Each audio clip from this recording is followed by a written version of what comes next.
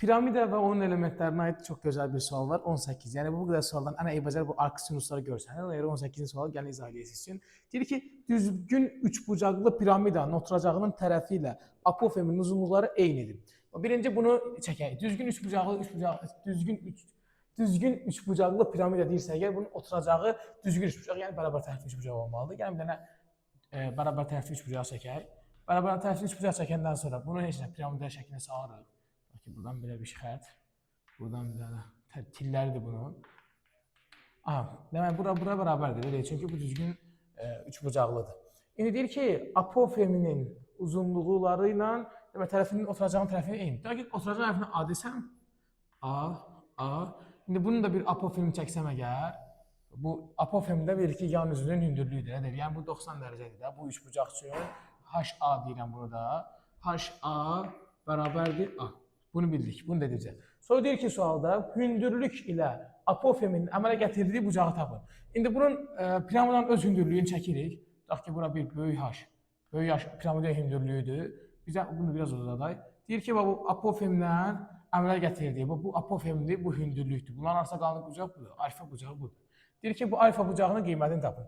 Burada nə demək olar? Bu düzgün, bərabər tərəfli üçbucaqdır deyə. Biz bilirik ki, hündürlük, piramida hündürlüyü medianların kəsmə nöqtəsində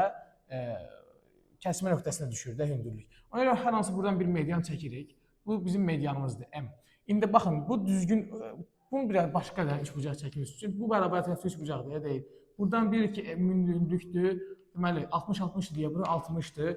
Hündürlük, median həm də hündürlükdür. Ona görə 90 dərəcə qeyd edirəm. Bura 30-dur. 30-60-90 üçbucaq edir. Bura A desəm əgər, deməli, 30 dərəcə qarşıda duran katetin hipotenuzun yarısı bura oldu. A bölü 2.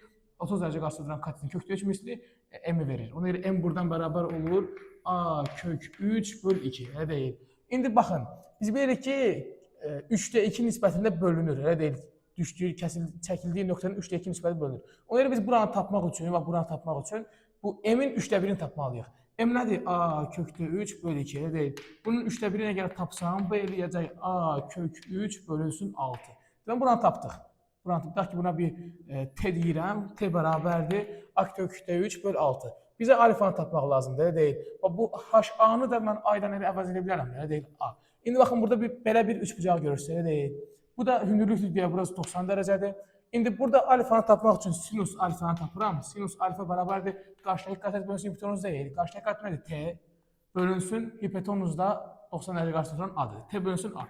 T-nin yerinə yazıram A kökdə 3 bölü 6 bölü A. A-lar getdi, 6 düşdü aşağıya oldu. Kökdə 3 bölünsün 6. İndi alfa burada nəyə bərabər olar? Arc sinus kökdə 3 bölünsün 6 cavabımız A variantı. Teşekkürler.